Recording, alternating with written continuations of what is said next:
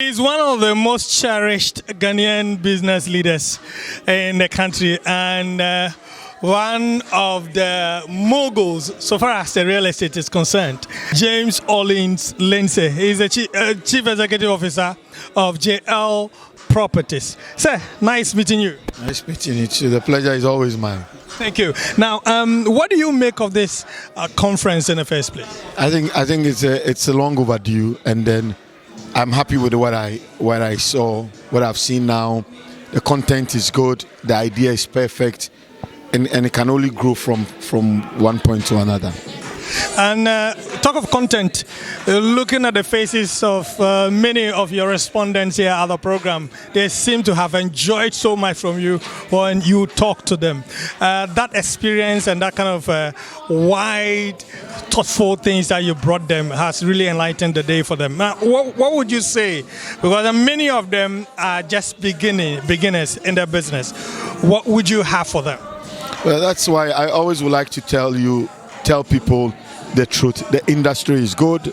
It can make you good money, but then it can also bring you down so steep that you might never be able to recover. So offering a hand for someone to climb is always a joy for me. So I always tell them, take it slow, take it a step at a time, be truthful, because honesty in real estate, honesty and integrity pays. That's all I'll tell them. Now, you gave me a headline when you said that Ghana's real estate is a virgin.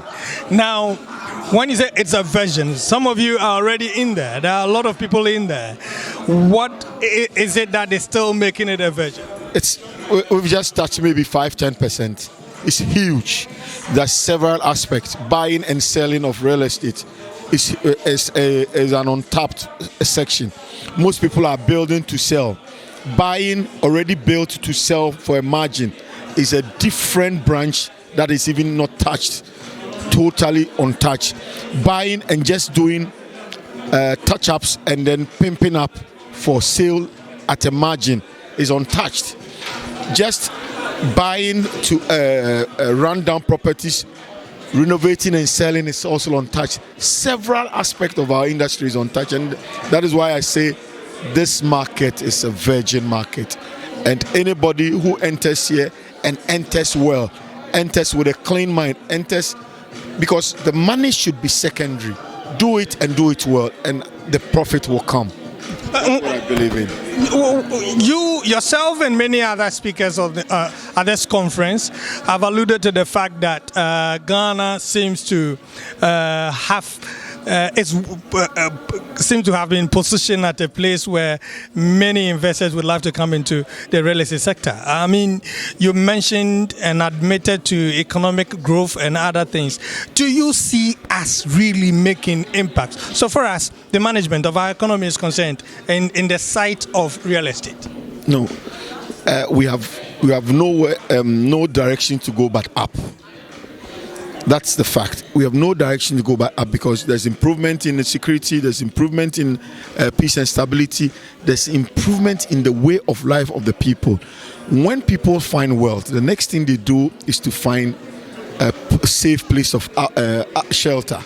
So it's all going to be up and up and up. So I can tell you without any equivocation that it's going to improve and in leap and bounds. You urged your colleagues to rather invest in the people, not in the government. What do you mean by that? Well, simply put, the people, the Ghanaian will be here for the next hundreds, if not thousands of years, if creation does not end. But government will change.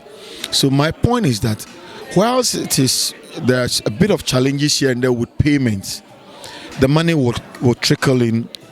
Once a person buys a property, sooner or later, the person will make good the promise of paying. But the governments will change, and in the changing government will come delays in your payments if you are building for government or you are building for government to buy, to distribute. And that is where the problem is. You might not see the survival of your business if your concentration is fully on government. That's all I meant. The people will be there for generations to come. And so, a real estate is an immovable property. It cannot go anywhere. When looked after well, paid up in full, it's about the surest investment one can make. And so if a person does that generation, maybe the child will come and finish paying, maybe the grandchild will come and finish paying, maybe the sister will pay, so it will not go anywhere. That's exactly what I meant. Invest in people rather than investing in government. Put your money in the people, because when you build for them, for the people, not building for government, I can assure you, whilst there will be challenges here and there, I'll be the first to admit that there could be challenges here and there. I'll also be the first to tell you that it will be paid. It is not something that somebody can take your property away without paying. But government is an issue. And I must also repeat that you also admit and that the real estate sector that you and some of your colleagues are in there and so much preaching about is also riddled with a lot of problems in the country. We don't have proper regulatory framework. We don't have access to credit. Is there a lot of difficulty in accessing credit? That these are some of the major problems facing your colleagues. How would you say they should position themselves in addressing some of these problems? 10 years ago, it was not like this. There's been huge improvement. It's a continuum. It's not a day's event. So as we go along, it would improve. Now, with the digitization coming along, with the Ghana card coming along, nobody can take your property without paying in full. Nobody can take your land away from you. There's also been a lot of improvement in our law courts. All are brought together. I can tell you that these are some of the things that are aiding the industry. Because look, it's a market, it's a space that with hard work and consistency, you make a decent living. Why do you decide to go and do something else, buy and sell, importation, when you can, and you see the beauty of even seeing something that you are creating is something else. Seeing a house come up or being able to sell. The sweetest thing that I get on the way is going to the mall or going out and then meeting somebody and the kids that I've sold a house to. The kids will say, "Oh, Papa, that is the man who sold me our house." That's even an inner feeling. So all brought together, I can say, is an industry worth exploring. And to say that the ordinary Ghanaian child in my village would definitely have a difficulty to have the experience of some of you coming to their homes because the houses are not there. You did indicate that you don't believe that we're having a housing deficit of 2 million. What do you make of it? No, as for that, I would say, and I will repeat, I don't think the housing deficit is 2 million. It's just an issue of affordability against availability. And that is creating that perceived huge deficit. So that is where some of us would have to come in. Maybe one of the suggestions that one of the questioners said was that, can you do a percentage affordable houses? Yes, a colleague of mine is doing a lot of affordable housing. Whilst it is far from the city, he has started to make inroads. Again, once the transportation system is improved, we can do peri-urban construction and then do affordable. The inner city is expensive as it is everywhere. And so it's a step at a time. We will be trailblazers, but generations after us will come and improve it. Finally, sir, I know the real estate strives on the banking sector. How strong it is will also help.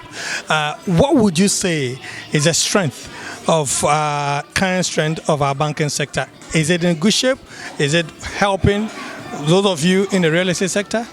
No, to be frank with you, it's improved tremendously after the last 3 or so, 2 to 3 years, when the cleanup was done and so on.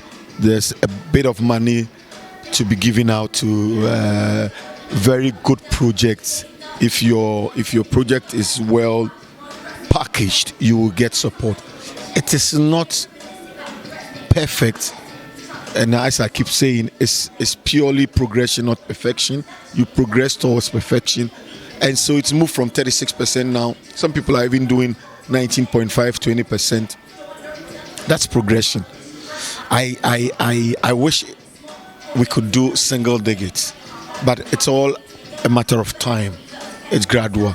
So yes, the capacity is they don't have the full capacity, but they are helping. That I can attest to. So now it is better. It's far better. Far better. Thank you very much, sir. Thank you.